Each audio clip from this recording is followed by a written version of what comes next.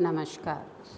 आप सभी राजकीय महाविद्यालय बूंदी के बीए थर्ड ईयर ज्योग्राफी के स्टूडेंट्स का मैं डॉक्टर निधि खिंदुका जैन, एसोसिएट प्रोफेसर ज्योग्राफी, आज के आपके ई कंटेंट में स्वागत करती हूँ।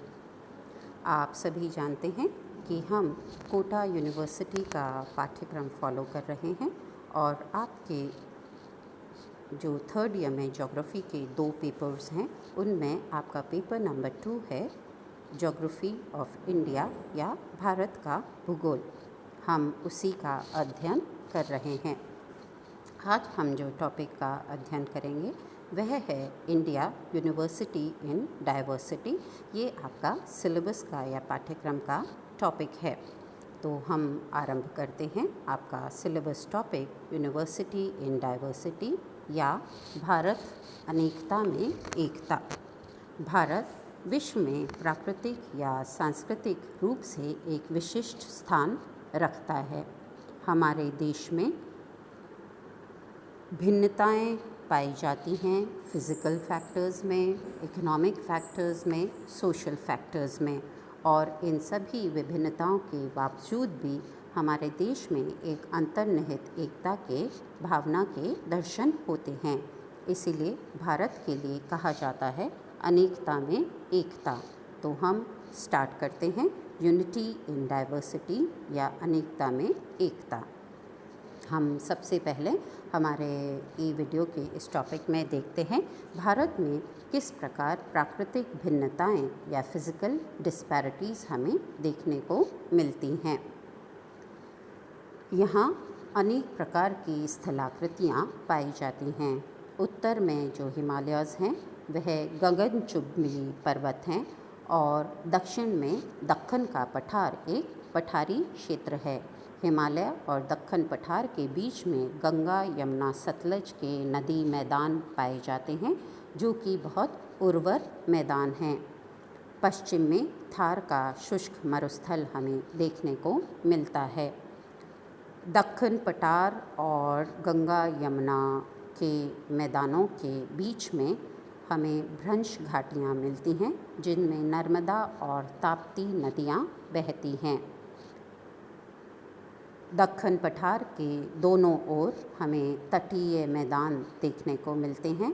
पूर्व में बंगाल की खाड़ी और दक्कन पठार के बीच में पूर्वी तटीय मैदान और पश्चिम में अरब सागर और दक्कन पठार के बीच में पश्चिम तटीय मैदान। हमारे जो पूर्वी तट की नदियाँ समुद्र से मिलती हैं, जैसे कि गंगा, ब्रह्मपुत्र, गोदावरी, कृष्णा, कावेरी, ये सभी नदी डेल्टा बनाती हैं। जबकि पश्चिम की जो कई नदियाँ जो कि अरब सागर में जाकर मिलती हैं वह नदमुख बनाती हैं, जैसे कि नर्मदा और ताप्ती। इसी तरह पश्चिम में अरब सागर में लक्षद्वीप समूह है, जबकि पूर्व में बंगाल की खाड़ी में अंडमान निकोबार द्वीप समूह। तो इस तरीके से हमें भारत में विभिन्न प्रकार की स्थलाकृतियाँ देखने को मिलती हैं। दक्षिण का प्रायद्वीपीय पठार विश्व की प्राचीनतम कठोर चट्टानों द्वारा निर्मित है। यह गोंडवाना और के समय का या गोंडवाना रॉक्स का एक पार्ट है, जबकि हिमालय उत्तर में जो हिमालय पर्वत है वह विश्व के नवीन मोड़दार पर्वत क्रम का एक अंग है। तो हमें प्राचीनतम कठोरतम चट्टानें भी हमारे यहाँ मिलती हैं और नवीन मोड़दार चट्टानें भी हमारे यहाँ पाई जाती हैं। गंगा, ब्रह्मपुत्र और सतलज का जो मैदान है जो कि हिमालयज़ और दक्षिणी पठार के मध्य में पाया जाता है, वह नवीन कांप मिट्टी से बना हुआ मैदान है। और ये जो उत्तर भारत की नदियां हैं वह नवीन कांप मिट्टी से निर्मित मैदान से होकर गुजरती हैं, जबकि नर्मदा, ताप्ती की जो नदियां हैं वो जिस भ्रंश घाटी से गुजरती हैं वे धारवाड़ क्रम की प्राचीन चट्टानों द्वारा बनी हुई है। तो हमारी उत्तरी नदियां नवीन कांप मिट्टी से गुजरती हैं, जबकि नर्मदा, ताप्ती जैसी नदियां प्राचीन चट्टानों की भ्रंश घाटी से गुजरती हैं। उत्तर भारत में जो हिमालय पर्वत हैं वहाँ से जो निकलने वाली नदियाँ हैं, हमारे उत्तर भारत की गंगा और यमुना क्रम की और ब्रह्मपुत्र क्रम की जो नदियाँ हैं, वे सभी सदावाहिनी नदियाँ हैं जिनमें वर्ष भर जल रहता है। क्योंकि उत्तर भारत में जो हिमालयज़ हैं उनके गगनचुंबी जो पर्वत हैं, पर्वत चोटियाँ हैं, वहाँ पर ग्लेशियर्स पाए जाते हैं और ग्रीष्म ऋतु में इन ग्लेशियर्स की आइस मेल्ट करती है और इन नदियों में पानी आता है। जबकि दक्षिणी पठार की जो नदियां हैं, गोदावरी, कृष्णा, कावेरी, ये सभी मौसमी नदियां हैं और ये सीजनल हैं और यह रेनफॉल या वर्षा पर निर्भर करती हैं। इसी तरीके से कश्मीर की डल और वुलर झीलें और राजस्थान की जयसमंद झील मीठे पानी की झीलें हैं, जबकि राजस्थान में ही लूड़करण, सर, सांभर और पचभद्रा की जो लेक्स हैं, ये सॉल्ट वाटर लेक्स या खारे पानी की झीलें हैं। तो हमें यहाँ सदावाहिनी नदियाँ भी मिलती हैं, मौसमी नदियाँ भी मिलती हैं, मीठे पानी की झीलें भी देखने को मिलती हैं, खारे पानी की झीलें भी देखने को मिलती हैं हमारे देश में। इसी तरह कर्क रेखा, जिसे कि हम ट्रॉपिक ऑफ कैंसर भी कहते हैं, या जो 23.5 डिग्री नॉर्थ लैटिट्यूड है, इसके उत्तर का भाग भारत में यह tropic of cancer Gujarat, Rajasthan, Madhya Pradesh और पूर्वी जो हमारे स्टेट्स हैं, नॉर्थ ईस्टर्न स्टेट्स, उनसे होकर ट्रॉपिक ऑफ कैंसर गुज़रती है और हमारे देश को अप्रॉक्सीमेटली 2 भागों में विभाजित करती है। इसका उत्तर का भाग समशीतोष्ण कटिबंध में आता है। इससे उत्तर ट्रॉपिक ऑफ कैंसर से उत्तर का जो भारत है वह समशीतोष्ण कटिबंध में आता है, जबकि दक्षिण का जो भाग है प्रायद्वीपीय पठार वह उष्ण कटिबंध में आता है। किंतु हमारे पूरे देश में समान रूप से मॉनसूनी जलवायु पाई जाती है और जो ऋतुएं हैं, समर्स, विंटर्स, रेनी सीज़न, इनका क्रम भी एक जैसा पाया जाता है। इसी तरह अगर हम टेम्परेचर्स देखें तो हमें टेम्परेचर्स में भी बहुत वेरिएशन मिलता है। राजस्थान में जो थार डेज़र्ट है या जो हमारे पश्चिम में जो थार डेज़र्ट है, उसमें ग्रीष्म ऋतु में टेम्परेचर्स 50 डिग्री से ऊपर पहुंच जाते हैं और कई क्षेत्रों में हमने 52 से 55 डिग्रीज़ के टेम्परेचर्स भी रिकॉर्ड किए हैं। और यही शीत ऋतु में लेह लद्दाख रीजन के जो टेम्परेचर्स हैं वो -30 डिग्री सेल्सियस से भी नीचे चले जाते हैं। तो टेम्परेचर्स में या तापमान में भी हमें विविधता देखने को मिलती है। इसी तरीके से चेरापूंजी या के पास जो मौसिन ग्राम है, वहाँ पर एनुअल रेनफॉल 1080 सेंटीमीटर से भी अधिक होती है और इससे अगर हम कंपेयर करें तो पश्चिम में थार मरुस्थल के कुछ क्षेत्रों की जो वार्षिक वर्षा है वह 10 सेंटीमीटर से भी कम होती है।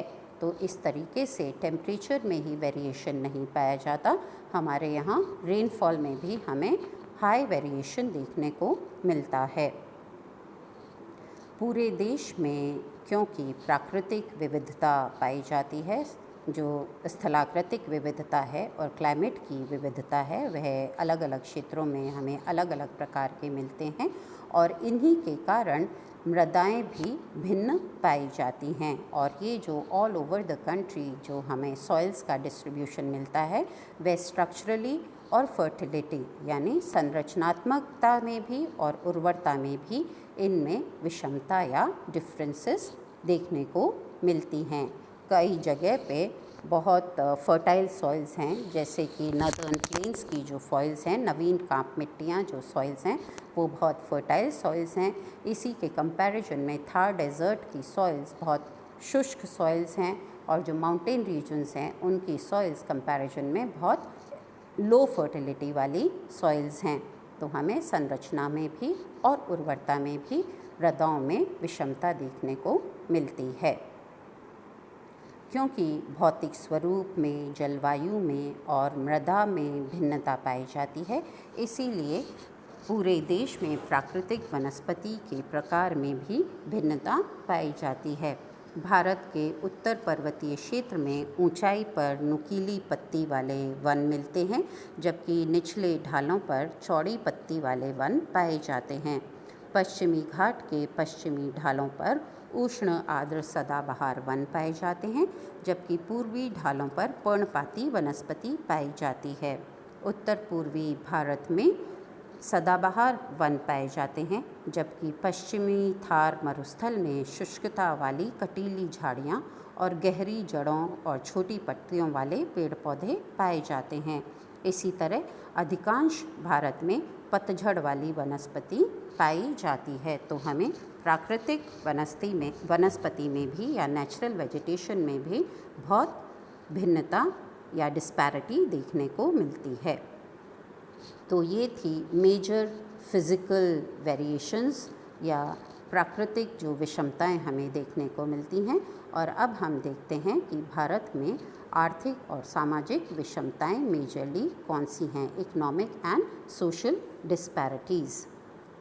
भारत में अनेक प्रकार की कृषि, अनेक प्रकार की फसलें और अनेक प्रकार की कृषि प्रणालियां हमें देखने को मिलती हैं, क्योंकि क्लाइमेट अलग है, रिलीफ अलग है, पानी की उपलब्धता अलग है। तो अलग अलग जलवायु, अलग अलग मृदा और अलग अलग पानी की उपलब्धता के अनुसार अलग अलग क्षेत्रों में अलग अलग फसलें बोई जाती हैं और उसी हिसाब से कहीं पे शुष्क कृषि होती है, कहीं पे आर्द्र कृषि होती है और कृषि की जो प्रणालियां हैं वो भी डिफरेंट होती हैं। और कृषि का प्रकार भी हमें कहीं पे तो शिफ्टिंग कल्टीवेशन देखने को मिलता है, कहीं पे लाइवलीहुड या जीवन यापन कृषि है और कई क्षेत्रों में मिश्रित और व्यापारिक कृषि भी हमें देखने को मिलती है। तो कृषि के प्रकार, कृषि की फसलें और कृषि की प्रणालियों में भारत में भिन्नता पाई जाती है।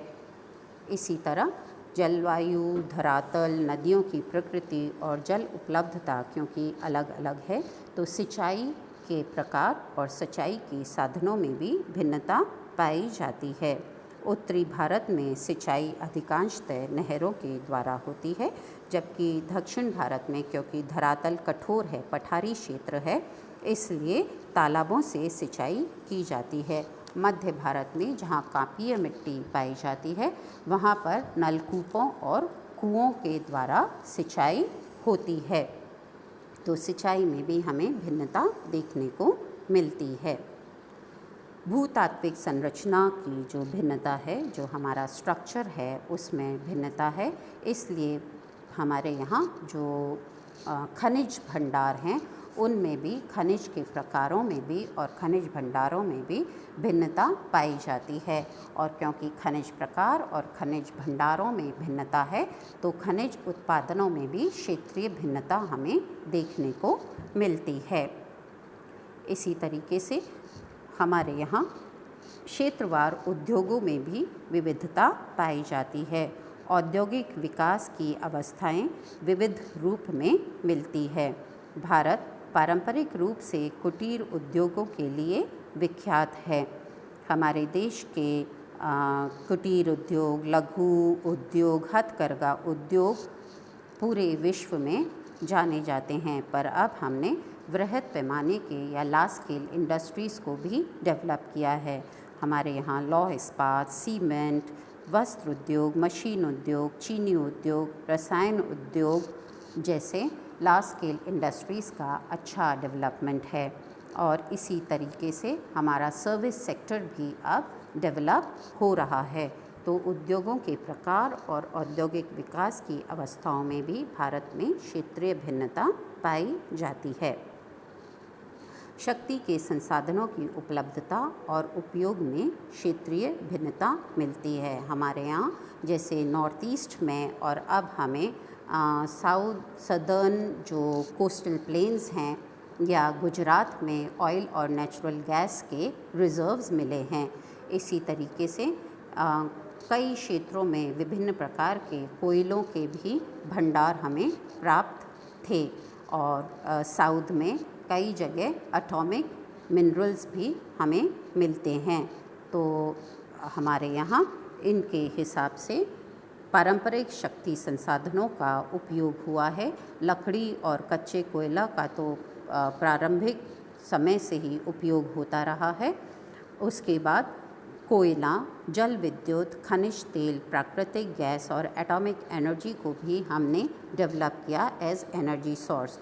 और इन पारंपरिक ऊर्जा स्रोतों के अलावा अब हमने गैर पारंपरिक ऊर्जा स्रोतों का उपयोग भी करना शुरू किया है और हमने सोलर एनर्जी, पवन ऊर्जा, टाइडल एनर्जी जैसी एनर्जी सोर्सेस का हम उपयोग बढ़ा रहे हैं।